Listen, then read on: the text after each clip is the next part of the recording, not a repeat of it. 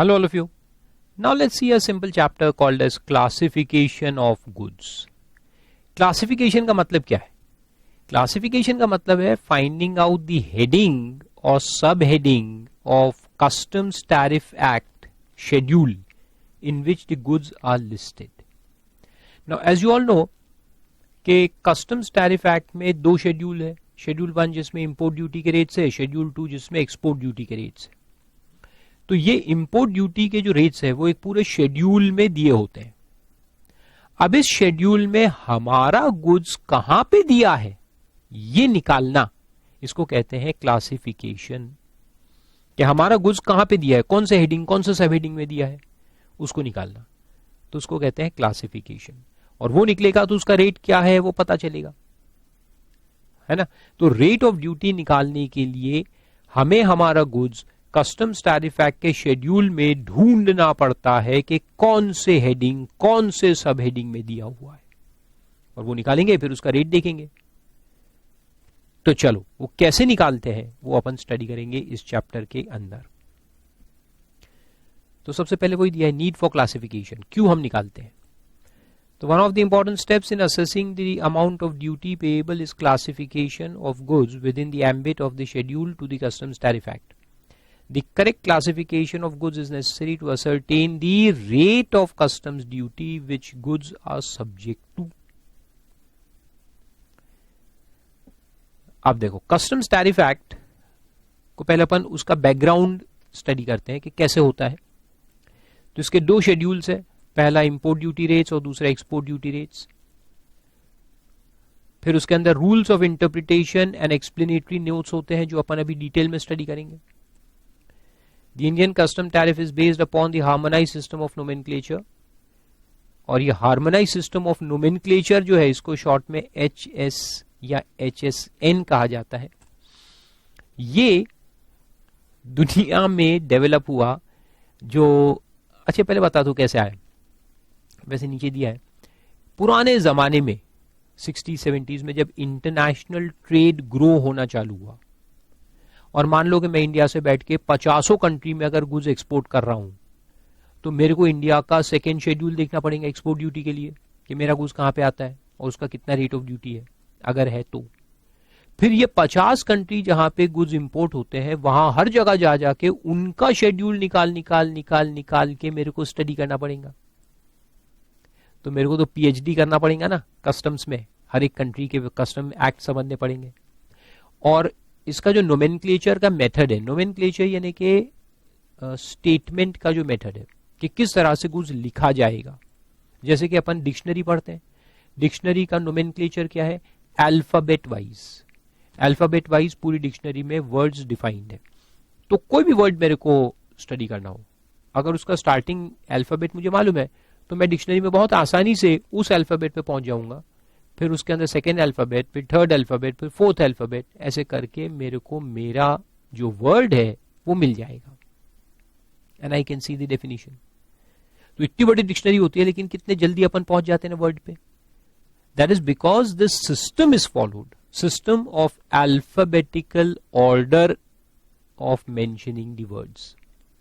तो वैसे ही customs tariff act का शेड्यूल जब बनता है कोई भी कंट्री का, तो वो भी एक सिस्टम को फॉलो करेंगे, नामकरण का एक सिस्टम होगा.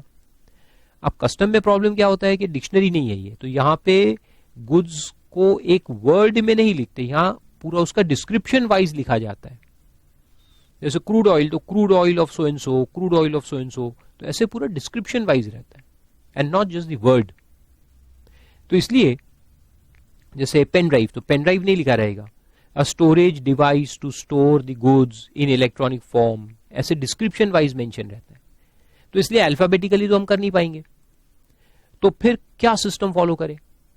तो हर एक कंट्री अपना अपना सिस्टम उस जमाने में फॉलो कर रहा था.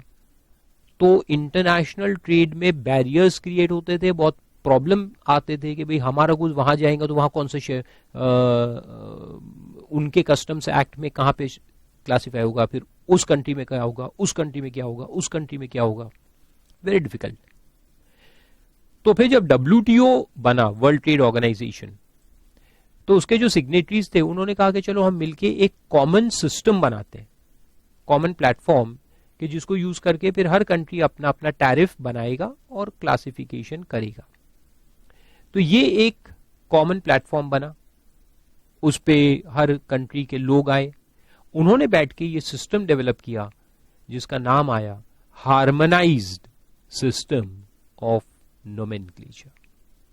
और ये सिस्टम जब डेवलप हुआ तो फिर हर एक कंट्री ने, जो उसके सिग्नेटरीज थे WTO के, वर्ल्ड ट्रेड ऑर्गेनाइजेशन के, गैट कोड भी कहते हैं उसको, general agreement on trade and tariff, तो गैट कोड बना, फिर उसके अंदर HSN बना, और HSN फिर हर एक कंट्री ने अडॉप्ट किया और अपने अपने टैरिफ को उस प्रिंसिपल के ऊपर ड्राफ्ट किया। तो अभी क्या है कि इंडिया का टैरिफ और US का टैरिफ एक जैसे दिखेगा क्या? नहीं, टैरिफ एक जैसे नहीं रहेगा। हमारे यहां जो गुड्स बनते हैं शायद उनके ना बनते हो, तो गुड्स का जो डिस्क्रिप्शन है वो अलग अलग रहेगा अपने अपने हिसाब से, लेकिन जो सिस्टम है, सिस्टम जो अपन फॉलो करेंगे वो सेम रहेगा, विच इज हार्मोनाइज्ड सिस्टम। आए समझ में? तो वो उसका बैकग्राउंड है। तो देखो अभी आपको समझ में आएगा। The harmonised commodity description and coding system, also called as HS, of tariff nomenclature, in short called as harmonized system of nomenclature, generally referred to as HSN, is an internationally standardized system of name and numbers for classifying traded products developed and maintained by the World Customs Organization, formerly the Customs Cooperation Council, इसका पुराना नाम था, an independent intergovernmental organization. Along the lines of HSN, the customs tariff has set of rules of interpretation of the first schedule, that is import tariff schedule, and general explanatory notes, जिसमें rules of interpretation 6 है जो अपन अभी पढ़ेंगे बाद में, and general explanatory notes 3 है. These rules of interpretation and general explanatory notes are an integral part of the schedule. The purpose of inclusion of these rules of interpretation and general explanatory notes is an integral part of the first schedule is to give clear direction as to how the nomenclature in the schedule is to be interpreted and to give statutory force to the interpretative rules and general explanatory notes. ये सब general knowledge के लिए है, इसमें कोई exam में नहीं आने वाला। अब देखो ये सिस्टम कैसे फॉलो होता है वो देखो। सिस्टम ऑफ नोमेनक्लेचर कैसा है? The first schedule comprises of 98 chapters grouped into 21 sections. तो 21 sections is the broadest classification. हजारों लाखों गुड्स है तो उसको 21 sections में डिवाइड किया, फिर हर एक सेक्शन के अंदर चैप्टर्स बने, हर एक चैप्टर्स के अंदर नोट्स आए, हेडिंग्स आए, सब हेडिंग्स एंड टैरिफ एंट्रीज। तो देखो सबसे ऊपर का क्लासिफिकेशन सेक्शंस कहलाते हैं। A group of chapters representing a particular class of goods, जैसे कि एनिमल प्रोडक्ट्स, तो वो एक चैप्टर बनेगा, उसमें फिर एनिमल प्रोडक्ट्स में हजारों चीजें आएंगी। देन चैप्टर्स, सेक्शन के अंदर में चैप्टर्स आते हैं। Each section is divided into various chapters and sub chapters. Chapter contains goods of one class. Chapter notes उसके अंदर रहते हैं। These are mention at the beginning of each chapter. These notes are part of the statute and hence have legal authority in determining the classification of goods. फिर आता है heading, ये main है। Heading यानी एक्चुअल गुड्स का description. So each chapter and sub-chapter is further divided into various headings. Then headings are further divided into subheadings.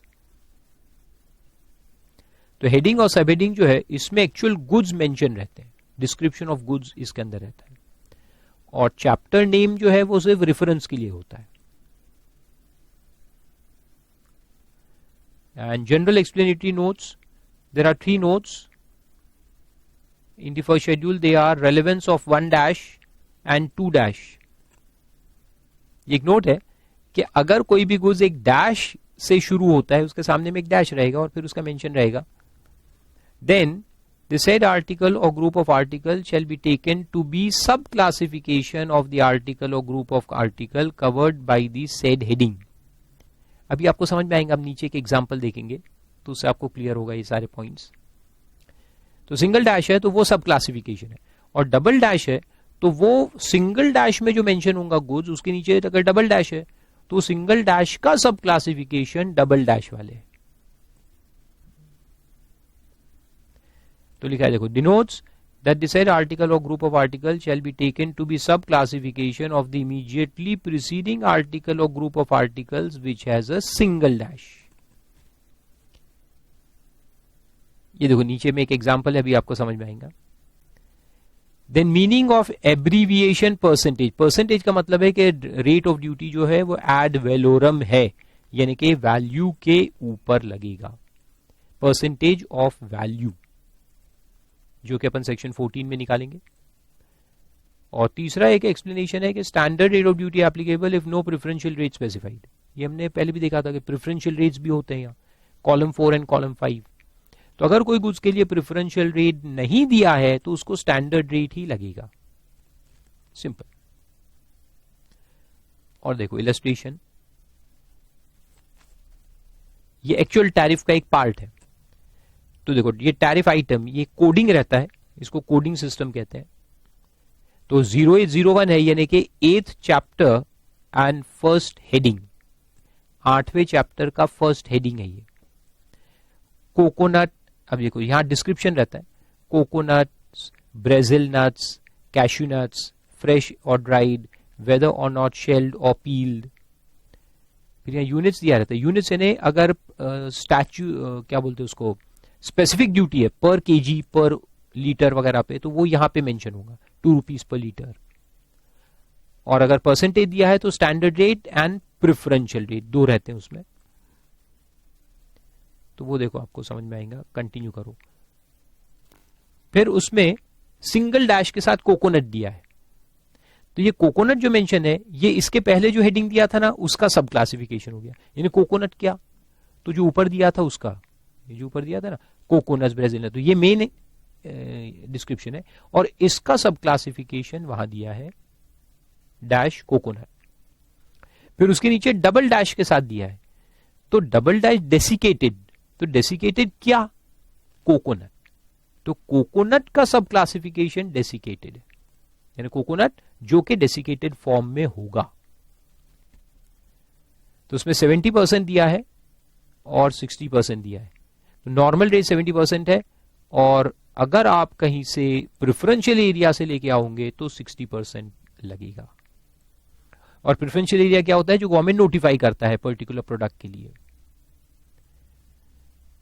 फिर उसके नीचे और एक डबल डैश है, in the inner shell. In the inner shell तो क्या, coconut.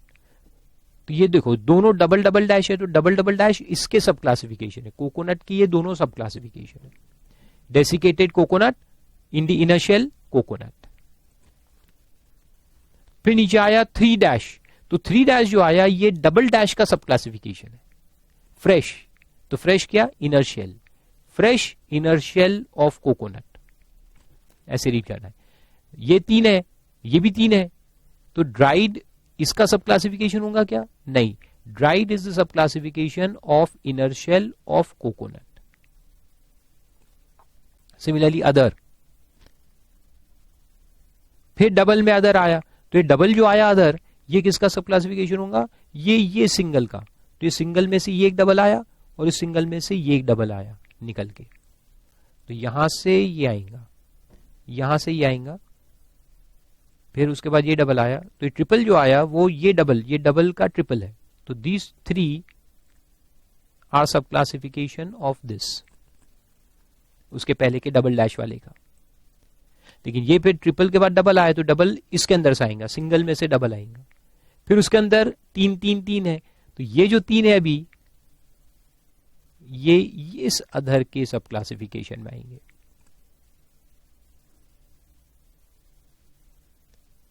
फिर 1 वाला ब्राजील नट आया, तो 1 सीधा ऊपर में से आया 1 के साथ. फिर 2, तो ये जो 2 है ये किसके हैं, ब्राजील नट के सब क्लासिफिकेशन है. फिर 1 कैश्यू नट आया, फिर उसके अंदर 2, तो ये 2 क्या है, कैश्यू नट के सब क्लासिफिकेशन है. लेकिन उसमें 3 आया, तो ये जो 3 आया ये 2 वाले का सब क्लासिफिकेशन है, शेल्ड कैश्यू नट. इस तरह से ये गुड्स को रीड करना पड़ता है. और इधर जो दिया है ये सारे नंबर्स जो है ये कोड है. These are the codes which we will use. ठीक है, ये कोड है. ये कोड अपने को इनवॉइस वगैरह में लिखना पड़ता है. और जो बिल ऑफ एंट्री वगैरह हम फाइल करेंगे उसमें ये कोड हम लिखेंगे कि हमारे गुड्स जो आए हैं वो कौन से गुड्स है, तो ये कोड। तो देखो in the above entry the following columns are there. First column is tariff item, ये कोड नंबर जो रहता है। Then description, units, standard rate and preferential rate. In the above entry, coconuts which is preceded by dash, single dash is classification of heading. ये सीधा heading का classification है। और double dash जो है, it is a sub classification of coconut which is having a single dash. And the second explanatory note states that the abbreviation percentage stands for specifying that the rate of duty is ad valorem. Percentage का मतलब है percentage of value, यानी कौन सा duty, ad valorem. It means the duty shall be computed at the rate specified in the first schedule on the value of the goods determined in accordance with section 14. ये बाद में पढ़ेंगे अपन detail में। In the above entry the standard rates are 30% or as the case may be 70%. अलग अलग है वैसे।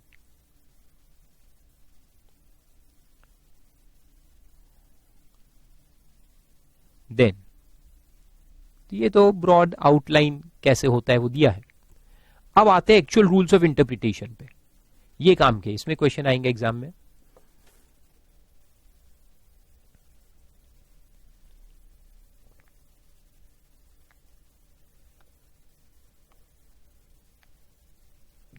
अब देखो इंटरप्रिटेशन की जरूरत कहां पड़ती है, जहां डाउट होता है। तो डाउट कैसे आता है वो भी अपन देखेंगे, और फिर उसमें आंसर क्या है, इंटरप्रिटेशन कैसे निकालना वो भी अपन देखेंगे। तो एक एक करके देखते जाते हैं। सबसे पहले रूल 1 है जो कहता है कि title of section, chapters and sub chapters are provided for ease of reference only. इसमें क्लासिफिकेशन नहीं होता। टाइटल ऑफ सेक्शन, जैसे section is the broadest category, उसमें जो लिखा होगा वो कोई काम का नहीं है। चैप्टर नेम लिखा होगा वो भी कोई काम का नहीं है। सब चैप्टर नेम लिखा है वो भी कोई काम का नहीं है। वो सिर्फ ईज ऑफ रेफरेंस है।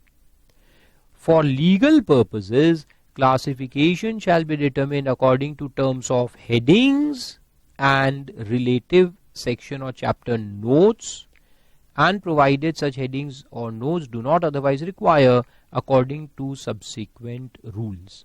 तो जो हेडिंग, और हेडिंग के अंदर सब हेडिंग्स भी आते हैं, तो उसमें जो लिखा है वो मेन है। उसमें वो डैश वगैरह से जो एक्चुअल डिस्क्रिप्शन ऑफ गुड्स है जो अभी हमने देखा वो एक्चुअल है। That is what we have to सी।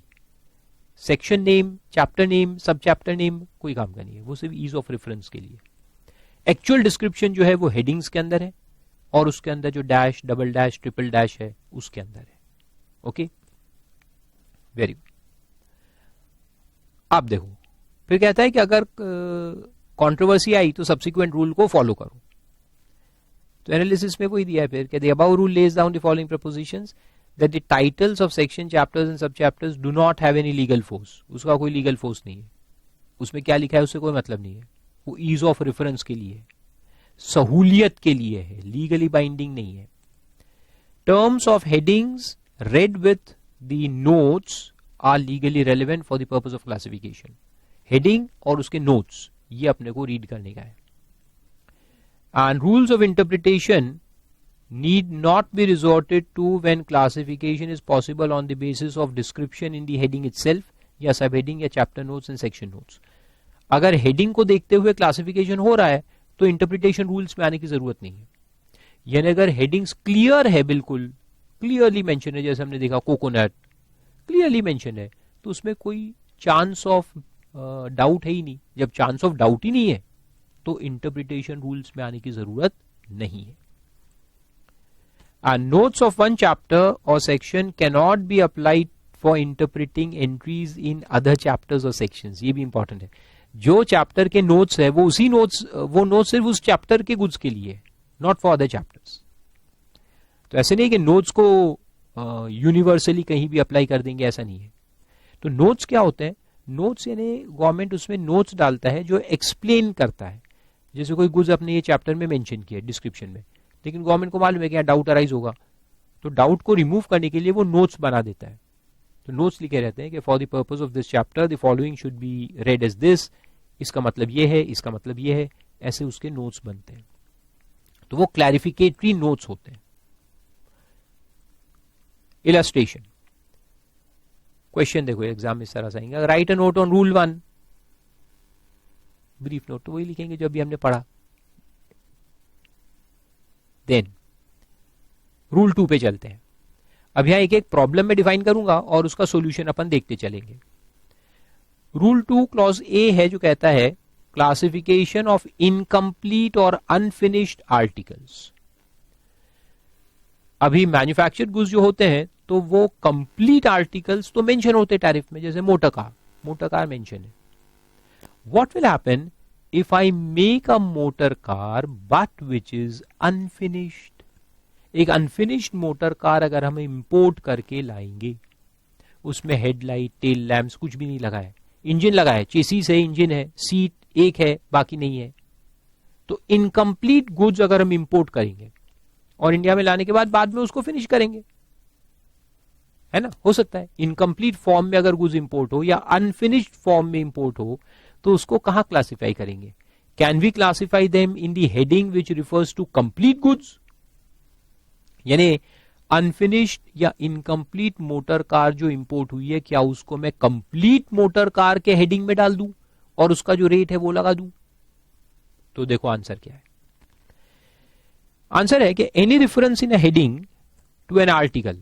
जैसे कि हेडिंग है जिसमें आर्टिकल यानी मोटर कार का रेफरेंस दिया है कि motor car, shall be taken to include a reference to that article incomplete or unfinished.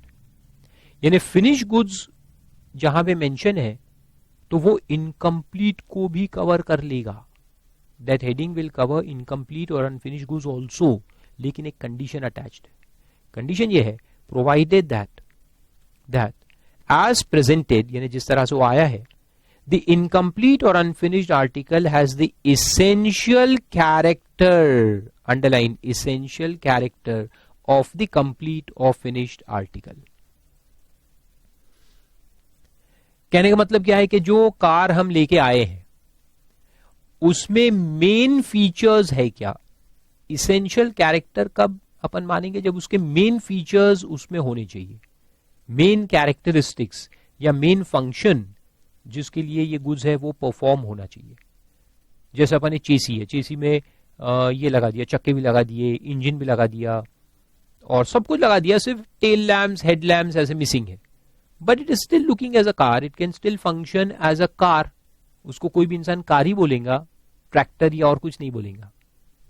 तो फिर हालांकि अनफिनिश्ड है लेकिन हम उसको फिनिश्ड कार का जो हेडिंग होगा उसमें क्लासिफाई करेंगे और उसका जो भी रेट होगा वो लगा देंगे.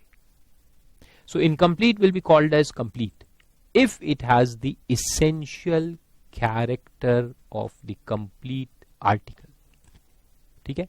और अगर इसेंशियल कैरेक्टर नहीं है तो मान लो कि मैं सिर्फ चेसिस लेके आया, तो चेसिस ऑफ कार को आप कार मान सकते क्या? Can you call it as a car? नहीं, इसेंशियल कैरेक्टर तो आया ही नहीं. अभी उसमें इंजन नहीं है, क्लच प्लेट नहीं है, गेयर बॉक्स नहीं है, कुछ भी नहीं है, कार कहां से कहोगे? तो फिर उसको चेसिस का जो हेडिंग होगा उसमें डालेंगे, ना के कार के हेडिंग में. या मैं सिर्फ एक इंजन इंपोर्ट करके लाया, सिर्फ इंजन अकेला, विदाउट एनी अदर थिंग, तो उसको इंजन के हेडिंग में डालेंगे, ना के उसको हम कार कहेंगे. क्योंकि इसेंशियल कैरेक्टरिस्टिक्स कहां है? इंजन को कार बोल सकते हैं क्या? नहीं. लेकिन चेसिस भी है, इंजन भी है, गेयर बॉक्स भी है, क्लच प्लेट भी है, सब कुछ है, एक्सेप्ट के हेडलाइट, टेल लैंप नहीं है या सीट नहीं है, तो चलता है, but it has the essential character, तो उसको फिर कार मानेंगे. तो समझ में आया? ये पहला पॉइंट.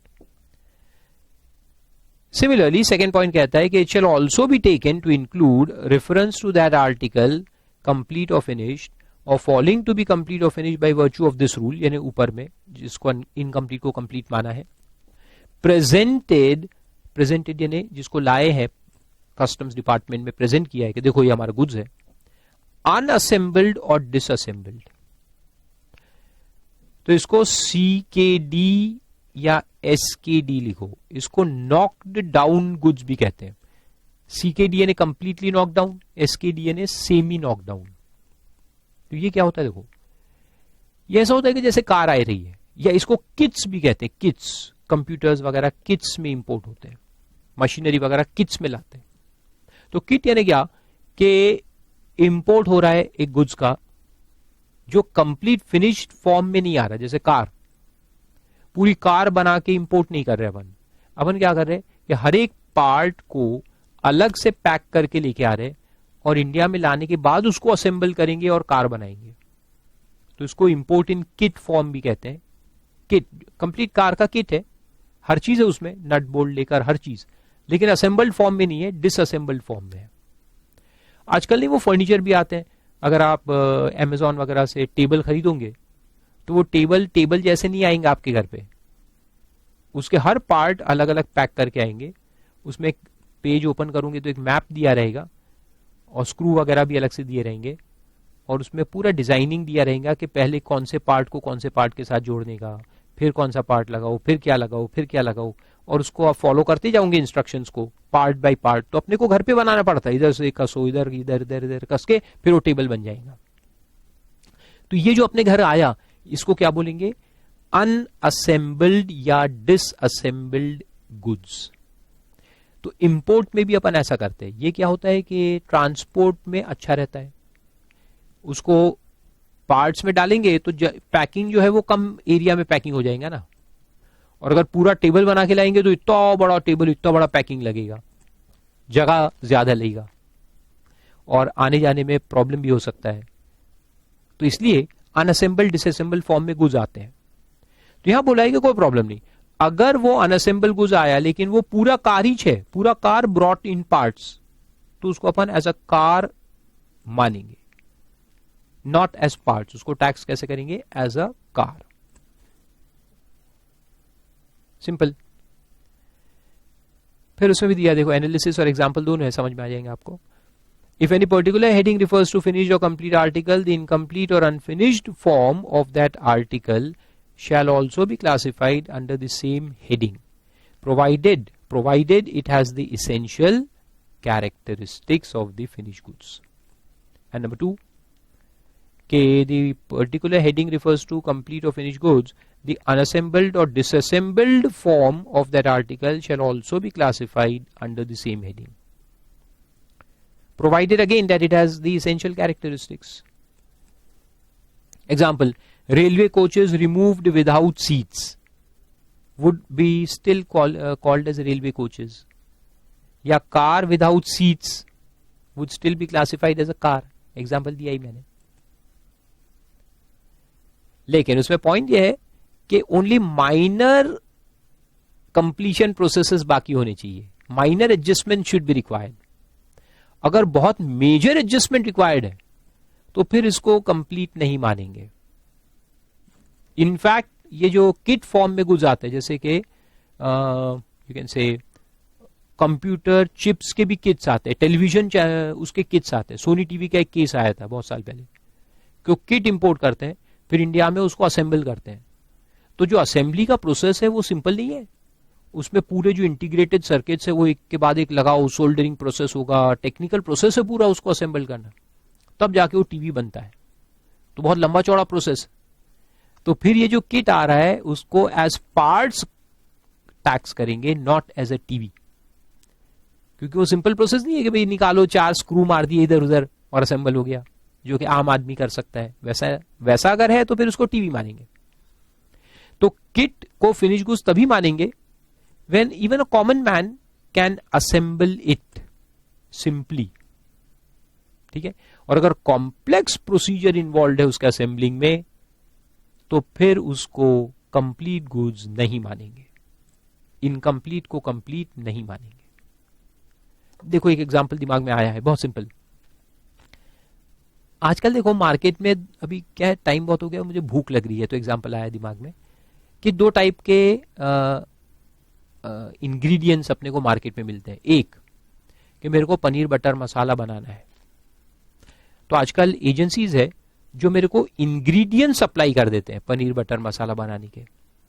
तो मैं इंग्रेडिएंट्स लाऊंगा उनसे, तो एक थैली में पनीर होगा, एक थैली में कुछ मसाले होंगे, एक थैली में और कुछ होगा, फिर और कुछ होगा, और एक पेपर होगा इंस्ट्रक्शन कि पहले आप कढ़ाई में तेल डालो, फिर उसमें प्याज काट के डालो, फिर उसमें नमक मिर्ची डालो, फिर उसमें कुछ मसाले छोड़ो, फिर उसको प्याज को भूनो, फिर प्याज भूनने के बाद उसमें पनीर फेंको, फिर उसमें वेजिटेबल और डालो, फिर ये करो, फिर वो करो, ऐसे पूरे इंस्ट्रक्शन। तो ये जो इंग्रेडिएंट्स में लेके आया, क्या उसको पनीर बटर मसाला बोलेंगे अपन? नहीं ना, वो इंग्रेडिएंट्स है, वो पार्ट्स है, एंड नॉट पनीर बटर मसाला।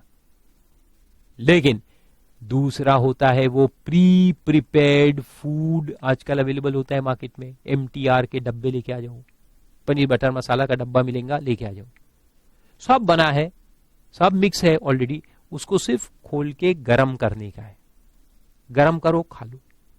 तो ये जो डब्बा खरीद के लाए, क्या उसको पनीर बटर मसाला बोलेंगे? यस। थोड़ा सा प्रोसेस सिर्फ करने का है, बाकी सब रेडी है, एवरीथिंग इज देयर, सिर्फ एक आध दो आइटम ऐसे पैकेज होंगे, उसको सिर्फ मिक्स कर देने का है और गरम करके खा लेने का है। So that is a complete goods. आया समझ में? अब आ गया होगा आपको, वेरी गुड। तो ऐसा है, देखो उधर लिखा हुआ कि only goods requiring minor adjustments can be construed as having essential character. So only goods requiring minor adjustments would be construed as having essential character. Those requiring major processes like turning, grinding, broaching, grooving, cutting, heat treatment, surface treatment, etc. बाप रे, समझ के भी बाहर है अपने, cannot be construed as having the essential character of complete and finished article and cannot fall within the scope of this rule 2A. ठीक है? तो सिर्फ छोटा सा प्रोसेस हो तो चलेगा। इवन मैं तो कहता हूं कार की किट्स जो आते हैं ना, बहुत सारी इंपोर्टेड कार्स की किट्स आती है इंडिया में, जैसे रोल्स रॉयस, तो इंडिया में थोड़ी बनता है, फॉरेन से आता है, पूरा किट आता है। लेकिन इतना सिंपल है क्या कि कोई भी खोल के उसको बना ले? नहीं, उसका पूरा असेंबली लाइन रहता है, लंबा चौड़ा, तो हर एक पार्ट बराबर अपने साइंटिफिक उससे असेंबल होना चाहिए, करेक्ट जगह पे लगना चाहिए। So it requires lot of assembly equipments, apparatus, robots, machineries, बहुत सारी चीजें इन्वॉल्व होती है। तो ये जो किट आया उसको कार बोलेंगे क्या?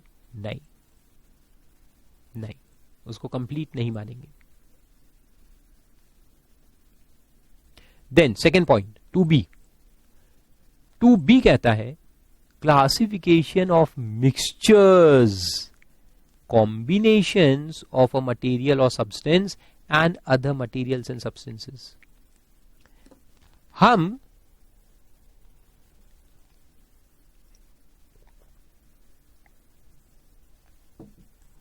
कोई चीज लेके आए फॉरेन से, वो एक एलॉय है। एलॉय जानते हो ना आप लोग? Alloy is a mixture of metals.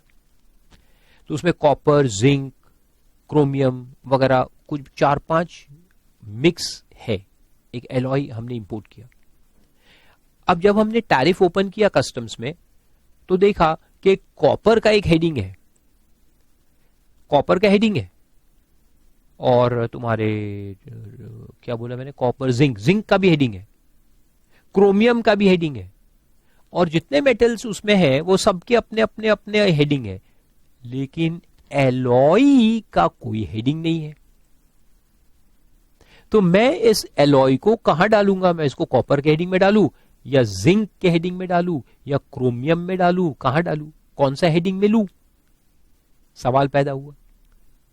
Similarly combination of material and substances with other material and substances, तो एक तो मिक्सचर होता है, जैसे एलॉय इज अ मिक्सचर, या कॉम्बिनेशन में भी क्या होता है, जैसे अपन ने एक एग्जांपल लेते हैं, कॉम्बिनेशन में कैसे लेंगे कि 2-4 आइटम्स को एक साथ लेके आए, आइटम्स इन सेट बोलते हैं उसको, आइटम्स इन सेट, जैसे मेकअप बॉक्स, लॉरियल पेरिस से हमने मेकअप बॉक्स इंपोर्ट किया, जिसमें बहुत सारी चीजें हैं, lipstick, lip balm, rouge, foundation, mascara, eye lashes, eye liner, and this and that, and nail polish, and this and that, and बहुत सारी चीजें। मुझे तो ज्यादा मालूम नहीं है, मगर बहुत सारी होती है। तो बहुत सारी चीजें आई उसके अंदर। अब सवाल यह आया कि उसका सिंगल वैल्यू पे आई है, 50,000 रुपए में आया बॉक्स। अब उसके अंदर कहां क्लासिफाई करूं मैं? As a box, as a makeup box, यहां कोई हेडिंग नहीं है, लिपस्टिक का हेडिंग अलग है, और आईलाइनर का अलग है और आईलैशेस का अलग है, सबका अलग अलग हेडिंग है, ऐसा एक साथ तो है ही नहीं, तो फिर क्या करें? तो देखो क्या करना है, 2B देखते हैं। इसमें बोलता है कि any reference in a heading to a material or substance shall be taken to include reference to mixtures or combinations of that material or substance with other materials or substances। यानी बोला है कि अगर एक हेडिंग है जो copper के बारे में बोल रहा है, कॉपर, तो वो प्लेन कॉपर है 100%, उसको भी एप्लीकेबल है, और अगर एक एलॉय है जिसमें 10% कॉपर है तो ये हेडिंग उसको भी एप्लीकेबल है, यानी वो एलॉय कॉपर के हेडिंग में क्लासिफाई हो सकता है। तो जिंक का हेडिंग बोलता है कि भैया मेरे में भी क्लासिफाई हो सकता है, टंगस्टन बोलेगा मेरे में भी आएगा क्योंकि मैं भी हूं उसमें। तो गुड्स बेचारा एक, और सभी हेडिंग बोलेंगे कि तुम हमारे में आ जाओ, हमारे में आ जाओ, हमारे में आ जाओ, क्योंकि हम तुम में है पार्ट में, तो बड़ा प्रॉब्लम आएगा। Then any reference to goods of a given material or substance shall be taken to include reference to goods consisting wholly or partly of such material or substance. अब ये गुड्स है, second point में goods. अभी देखो, आप question दिमाग में rise होगा, सर करना क्या है? अभी रुक जाओ, ये 2B जो है ना, ये सिर्फ क्वेश्चन को डिफाइन करता है, सॉल्यूशन नहीं देता। सॉल्यूशन के लिए बोलेगा गो टू रूल 3। तो यहां ये दोनों जो है ये सिर्फ क्वेश्चन डिफाइन हो रहा है, और फिर आगे लिखा है देखो, the classification shall be done under rule 3। तो रूल 3 में फिर इसका सॉल्यूशन है। तो 2B इज ओनली क्वेश्चन। तो क्वेश्चन समझ लो, क्वेश्चन क्या है? कॉम्बिनेशन या मिक्सचर या फिर goods which consist of different materials और सब्सटेंसेस। जैसे मैंने ज्वेलरी बनाई और इंपोर्ट की, और इस ज्वेलरी में गोल्ड भी है, सिल्वर भी है, डायमंड्स भी है, सब है। तो इस ज्वेलरी को कहां क्लासिफाई करें? गोल्ड ज्वेलरी का अलग हेडिंग है, सिल्वर ज्वेलरी का अलग हेडिंग है, डायमंड ज्वेलरी का अलग हेडिंग है, लेकिन इसमें तो तीनों है, तो तीनों हेडिंग यहां लग जाएंगे, ऐसा लिखा है। All the headings will apply. तो मल्टीपल हेडिंग अप्लाई हो रहा है। अब सॉल्यूशन देखो क्या बोलता है, classification consisting of more than one material or substance shall be according to principles of rule 3। तो यहां पे कुछ नहीं किया, यहां पे सिर्फ प्रॉब्लम को डिफाइन कर दिया है, और अब बोलता है रूल 3 में जाइए। तो चलो चलते हैं रूल 3 में। तो एनालिसिस पढ़ने की जरूरत नहीं है, वही है, क्वेश्चन को डिफाइन कर रहा है। तो सीधा आ जाओ आप रूल 3 में।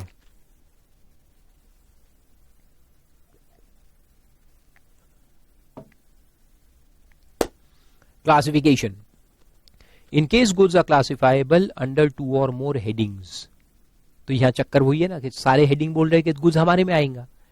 तो अब देखो क्या कहता है, कहता है कि application of this rule arises when the goods consist of more than one material or substance, and when application of rule 2B or for any other reason goods are prima facie classifiable under 2 or more headings, classification shall be affected as follows। अब देखो इसमें A B C 3 point है, 3 point अपने को याद रखने का है। ए कहता है स्पेसिफिक ओवर जनरल, ये डिस्क्रिप्शन रूल है, डिस्क्रिप्शन रूल है ये। Specific overrides general, description wise. तो ये केस कहां पे अप्लाई होता है देखो मैं आपको बताता हूं। ये 2B वाला नहीं है, ये 2B वाला नहीं है, ये नॉर्मल है कि फॉर एग्जांपल के देखो ये पेन बना हुआ है प्लास्टिक का, इट्स अ प्लास्टिक पेन, ठीक है। अब एक हेडिंग है कस्टम्स टैरिफ में पेन्स, और दूसरा हेडिंग है plastic articles made of plastic करके एक हेडिंग है, और एक हेडिंग है पेन्स। तो इसको मैं कहां डालूं? ये आर्टिकल ऑफ प्लास्टिक भी है और ये पेन भी है, पेन भी है और आर्टिकल ऑफ प्लास्टिक भी है, तो दोनों हेडिंग लग रहे हैं इसको। तो फिर किस में डालेंगे? तो देखो उसके लिए रूल 3A है, बोलता है कि क्लासिफिकेशन उस हेडिंग में करो जो ये गुड्स को मोर स्पेसिफिकली डिस्क्राइब कर रहा है, मोर कॉन्क्रीटली डिस्क्राइब कर रहा है। आर्टिकल्स ऑफ प्लास्टिक में तो हजारों चीजें आ सकती हैं, लेकिन जब पेन बोला तो पेन, ये पेन है, दिस इज एग्जैक्टली पेन, तो पेन के हेडिंग में डाल देंगे उसको। सिमिलरली सूटकेस प्लास्टिक का ही होता है।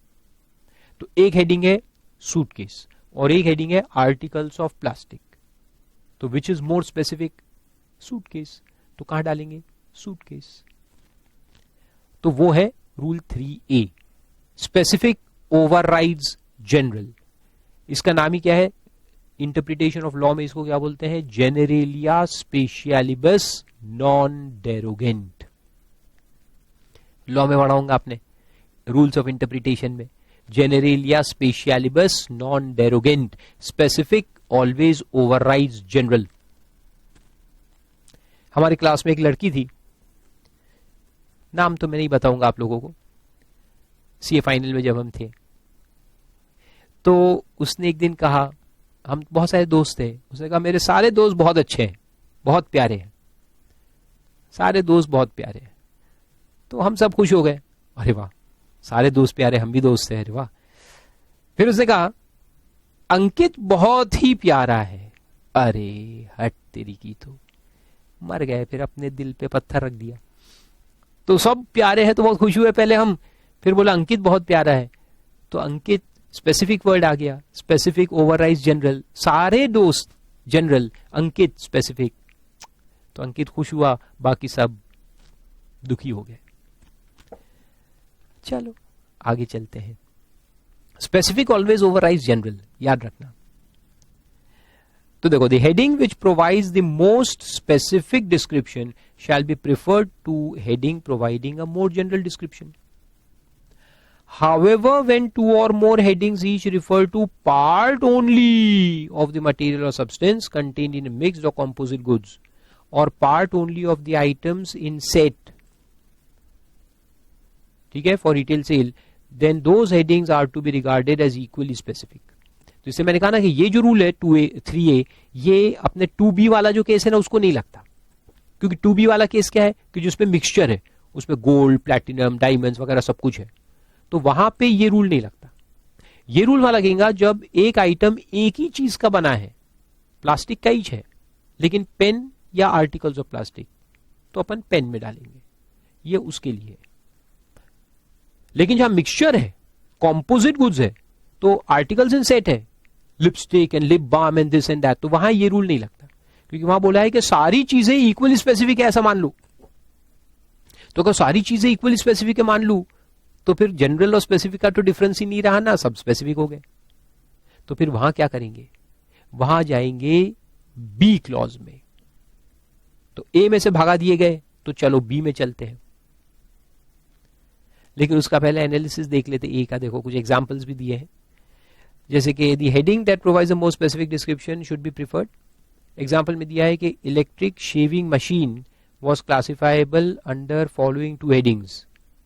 शेवर्स, देखो 8510, shavers and hair clippers with self contained electric motors, या electromechanical domestic appliances with self contained electric motor.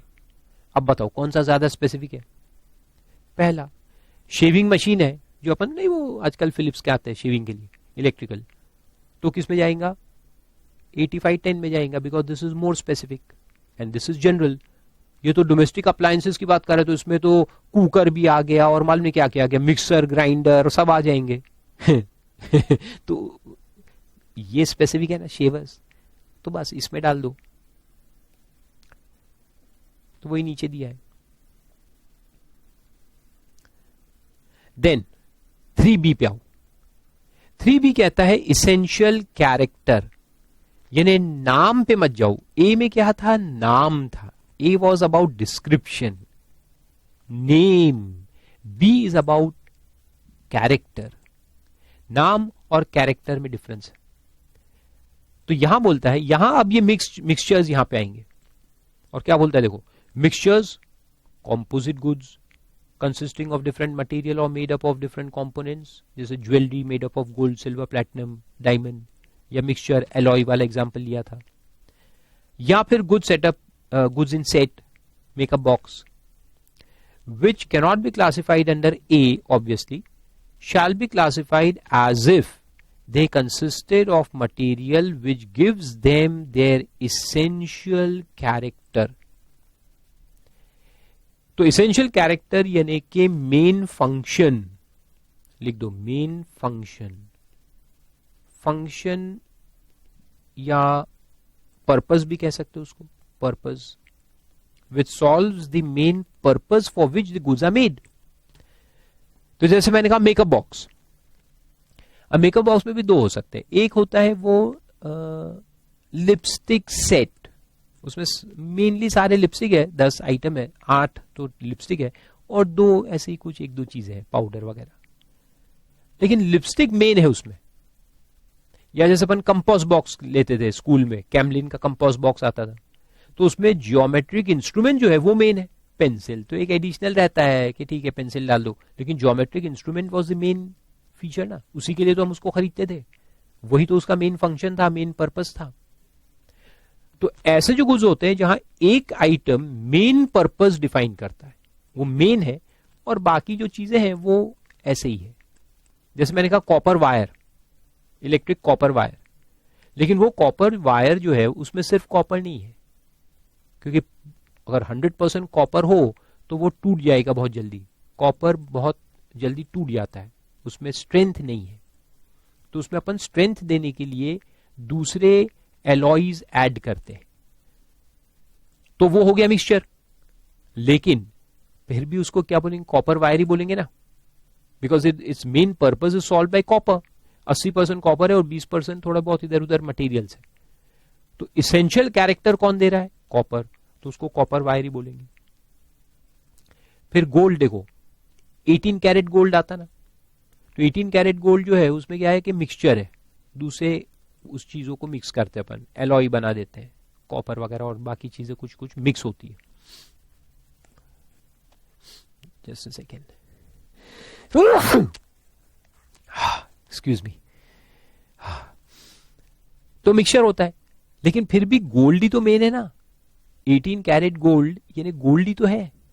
24 carat gold is pure gold, लेकिन 18 carat gold is a mixture, लेकिन फिर भी main essential character कौन दे रहा है, gold ही दे रहा है, तो उसको भी गोल्ड मानेंगे।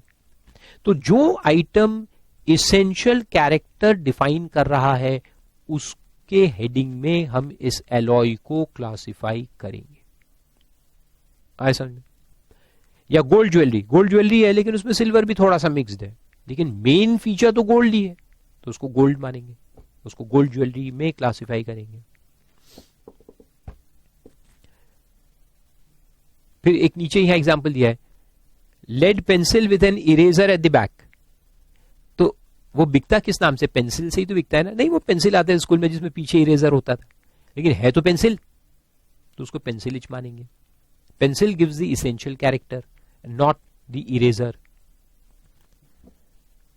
तो देखो एनालिसिस में दिया है कि B will apply only if the goods can not be classified under A. This sub rule provides that composite goods should be classified on the basis of that material or substance which gives its essential character. In order to find out whether the incomplete or imported has the essential character of the complete article, the test to be applied would be whether the imported article has attained the approximate shape or outline of the finished article or part, and whether it can only be used for completion into the particular finished article. ये कोई काम का नहीं है, इसको cut कर दो, ये एक्चुअली वो उधर पहले का था, यहाँ आ गया गलती से, वो इंपोर्ट कर देना, अनफिनिश को फिनिश मानेंगे, उसके लिए है ये। फिर प्रोडक्ट में दिया है lead pencil with an eraser at the back, तो उसको अपन पेंसिल में क्लासिफाई करेंगे, तो वो दिया है इरेजर है नो डाउट, लेकिन पेंसिल उसका इसेंशियल कैरेक्टर है, therefore it will be classified as a pencil and not as an eraser. फिर आता है 3C, तो अब क्या होगा देखो, 3B में कुछ कुछ तो क्लासिफाई हो जाएंगी चीजें, कुछ कुछ मिक्सचर तो क्लासिफाई हो गए, कहां पे, जब उसमें एक आइटम ऐसा है जो इसेंशियल कैरेक्टरिस्टिक दे रहा है और बाकी सब सब्सिडियरी है, तो वो 3B में क्लासिफाई हो जाएंगे। But what if there is a mixture in which there are 4 materials and all of them give the essential character, या एक से ज्यादा 4 में से 2 चीजें इसेंशियल कैरेक्टर दे रही है, 3 चीजें इसेंशियल कैरेक्टर दे रही है, तब क्या करेंगे, then what. So if more than one goods give the essential character, तो बी फेल हो जाएगा, ए भी फेल हो गया, बी भी फेल हो गया, तो फिर सी में आने का है। सी बोलता है later the better, latter the better, यानी अगर हमारे गुड्स 9508, 9511, 9531 ऐसे 3 हेडिंग्स में क्लासिफाई हो रहे थे, तो जो सबसे लास्ट वाला है, सबसे लास्ट है मैंने लिखा वो लास्ट नहीं, ये 31 इज लेटेस्ट ना, 8 पहले आता है, 11 उसके बाद 31, तो जो लास्ट वाला हेडिंग होगा उसमें उसको डाल देंगे। ये थंब रूल है, इसमें कोई लॉजिक नहीं है, क्योंकि लॉजिक जितना था वो तो फेल हो गया।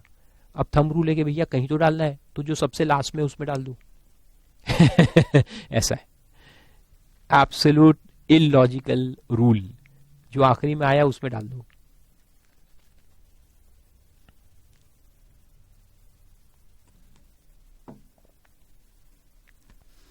ठीक है, तो लिखता है देखो, when goods can not be classified under A or B, they shall be classified under the heading which occurs last in the numerical order among those which equally merit consideration.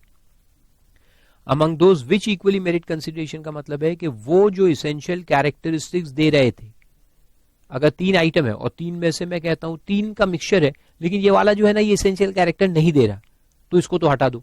फिर जो 2 दे रहे हैं essential character, उसमें compare करो कि last कौन सा है। So which equally merit consideration का मतलब है which gives the essential character.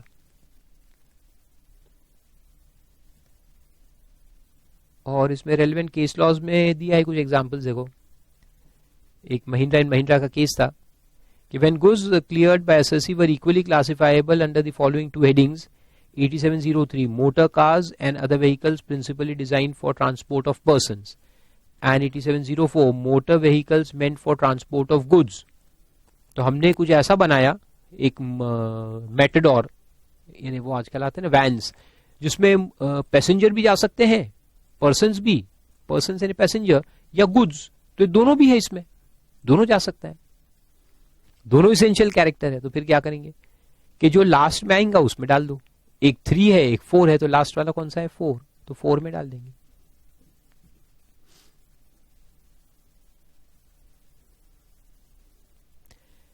फिर आता है rule 4, most akin rule. Akin यानी अलाइक। ये रूल कब लगाते हैं? जब पहले दोनों रूल फेल हो गए, 2 भी फेल हो गया और 3 भी फेल हो गया, तो फिर 4 में आओ। 4 कहते हैं कि जो सबसे करीबी रिश्ता जहां हो वहां उसको क्लासिफाई कर दो। करीबी रिश्ता, तो रिश्ता कैसे कि in terms of its performance, in terms of its purpose, in terms of its functions, जो सबसे करीबी है वहां डाल दो।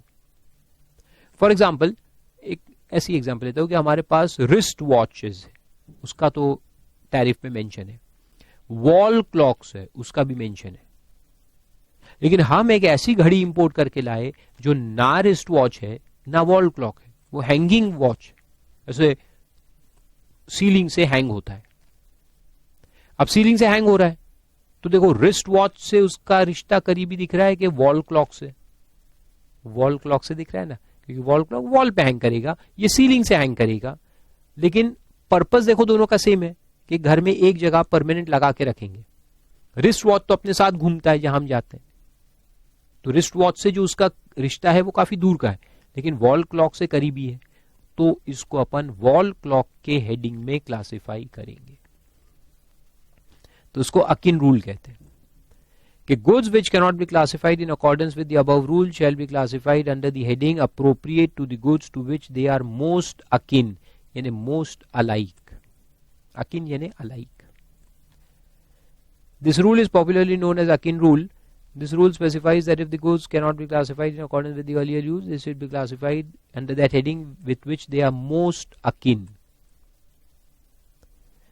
जो ऐसे गुड्स है जिससे रिश्ता सबसे करीबी है उसमें उसको क्लासिफाई कर दो। फिर आखिरी में रूल 5 आता है। रूल 5 सिंपल है, इसमें केसेस जो होते हैं ना, जैसे हम गिटार खरीद के लाए इंपोर्ट करके, तो गिटार के साथ उसका केस भी आया, केस जिसमें गिटार रखा रहता है, तो उसको स्पेसिफिक केसेस कहते हैं, या containers used for packaging of goods. जैसे गैस इंपोर्ट किया तो सिलेंडर भी आया साथ में, गिटार इंपोर्ट किया तो उसके साथ में केस भी आया, तो ये केस है, ये कंटेनर्स है, इसको कहां क्लासिफाई करना?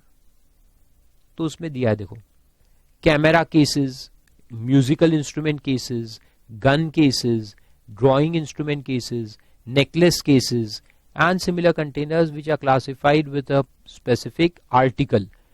ये जनरल पर्पस केसेस नहीं है, ये एक पर्टिकुलर गुड्स के लिए बनाए गए हैं, स्पेसिफिकली वो गुड्स के लिए बने हैं।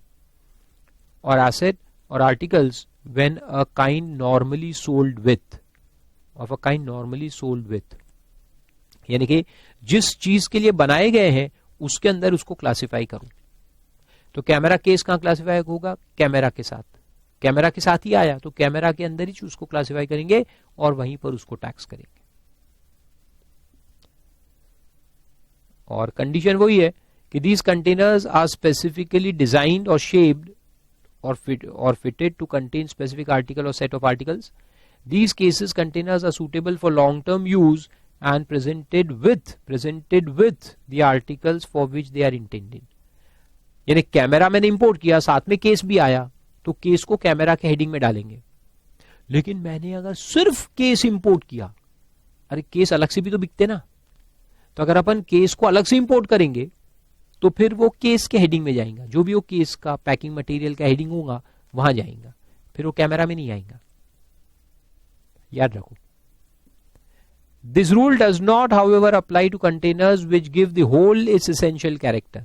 ये वही है कि अगर अलग से लाएंगे, जहां जो गुड्स आया है वही केस ही है, कैमरा है ही नहीं, सिर्फ केस ही आए हैं, तो केस एसेंशियल कैरेक्टर दे रहा है, तो फिर उसको अपन केस के हेडिंग में डालेंगे। और वैसे ही बी पॉइंट है, इस पे पैकिंग मटेरियल बोलता है, ऊपर में केसेस वर्ड यूज किया था, या पैकिंग मटेरियल या packing containers which are design for specific goods. Same rule है कि उसको गुड्स के साथ क्लासिफाई करो, लेकिन अगर पैकिंग मटेरियल ही मेन है, मेन गुड्स वही है, तो फिर ये रूल अप्लाई नहीं होता, फिर उसको एज अ पैकिंग मटेरियल अलग से क्लासिफाई करो।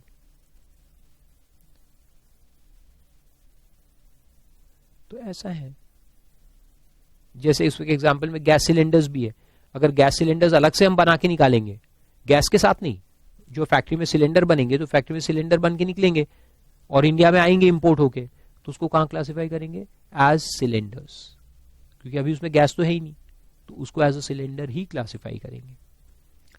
और अगर गैस इंपोर्ट किया सिलेंडर में डाल के, तो फिर सिलेंडर कहां क्लासिफाई हो जाएगा? Along with gas.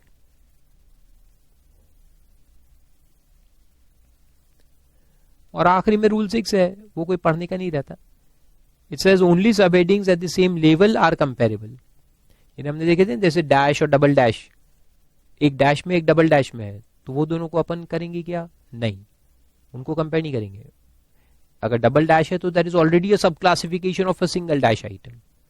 Rules of interpretation तब लगाने पड़ते हैं जब दोनों बराबरी के टक्कर में हो, यानी ये भी सिंगल डैश वाला है, ये भी सिंगल डैश वाला है, ये भी डबल डैश तो ये भी डबल डैश, तब इन दोनों को कंपेयर करना है, तब ये रूल ऑफ इंटरप्रिटेशन लगाना है, वरना नहीं। तो कंपेरेबिलिटी जो है वो सेम लेवल पे होनी चाहिए। और जैसे रूल्स को लगते हैं वैसे ही सब रूल को भी लगेंगे, ये रूल सब हेडिंग्स को भी लगेंगे, आई मीन टू से। तो यहां पे सारे रूल में हेडिंग वर्ड यूज किया था, what if the conflict is between सब हेडिंग्स, तो यहां लिखा है कोई बात नहीं, सब हेडिंग्स को भी ये रूल लगेंगे, म्यूटेटिस म्यूटेंडिस।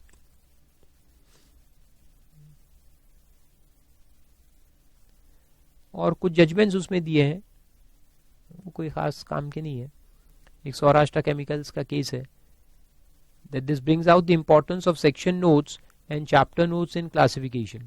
Tribunal observed that, और बाद में सुप्रीम कोर्ट ने अप्रूव किया इसको, ट्राई यानी ट्राइब्यूनल बेंच का डिसीजन था, बाद में सुप्रीम कोर्ट ने अप्रूव किया है। The tribunal observed that the section notes and chapter notes in the custom tariff are a part of the statute and thus are relevant in the matter of classification. Notes are very important. They are part of the statute, part of the law. These notes sometimes restrict and sometimes expand the scope of heading. The sections of the tariff is to determine the coverage of headings in the light of section notes and chapter notes. These notes in this sense have an overriding effect on the headings. ये बहुत important point है, notes have an overriding effect on the headings. Headings को समझने के लिए notes को use करना है। फिर एक केस है माइस्ट्रो मोटर्स का, supreme court. In this case, the court observed that if a tariff heading is specifically mentioned in exemption notification, the general interpretation rules would be applicable to such exemption notification.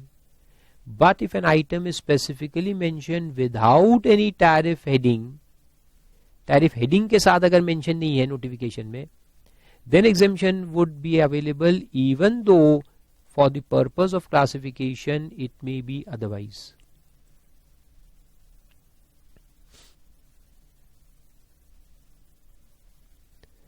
ठीक है, item is specifically mention without any tariff heading, then exemption would be available even though for the purpose of classification it may be otherwise. Classification के लिए तो अपन सब देखते हैं, लेकिन exemption में अगर मेंशन नहीं है, वो नंबर जो रहता है ना 80201, अगर वो मेंशन नहीं है तो फिर वो कैटेगरी के जितने भी गुड्स हैं सब एग्जेम्प्ट हो जाएंगे।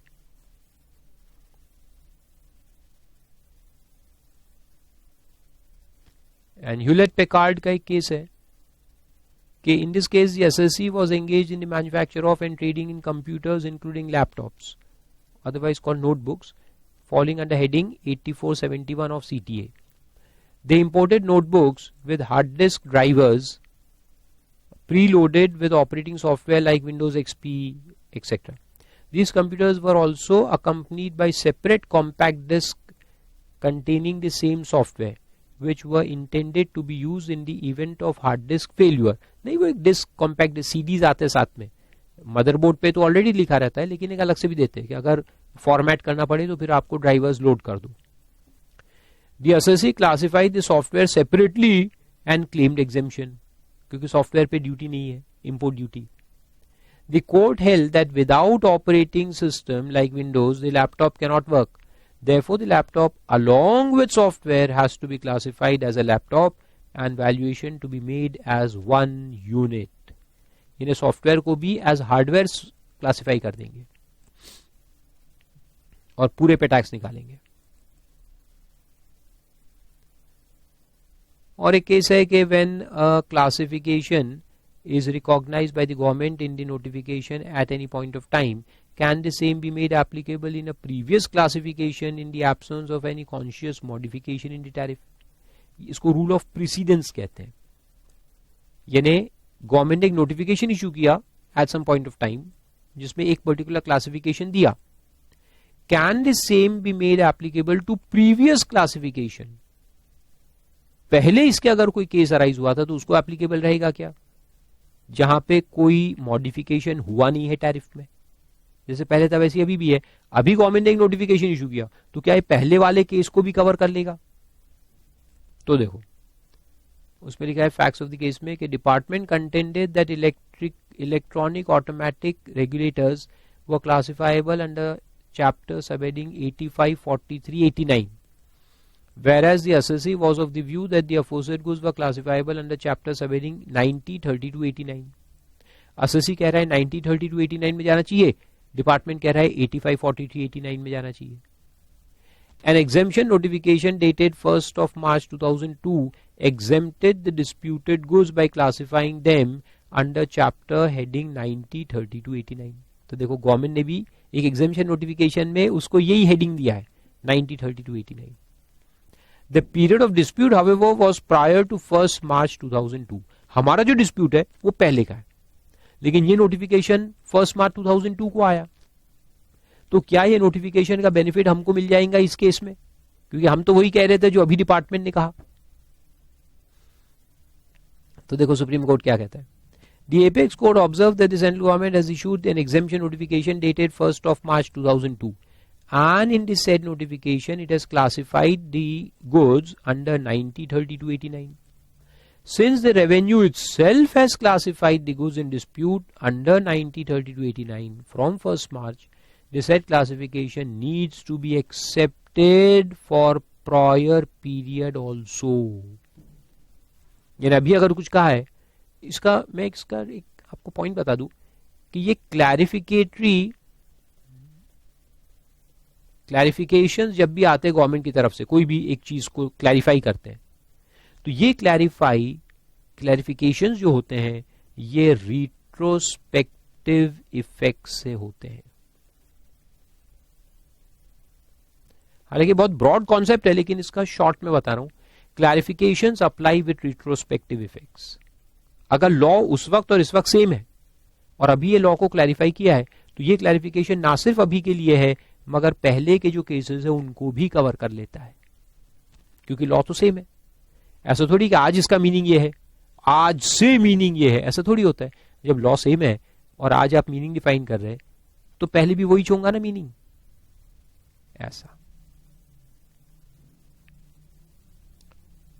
So that is the chapter of classification. Simple है, पढ़ के जाओ। एक आध क्वेश्चन 2 मार्क या 3 मार्क का इसके ऊपर आएगा, मैक्सिमम हुआ तो 4 मार्क, उससे ज्यादा नहीं। 1 क्वेश्चन ऑफ मैक्सिमम 4 मार्क्स।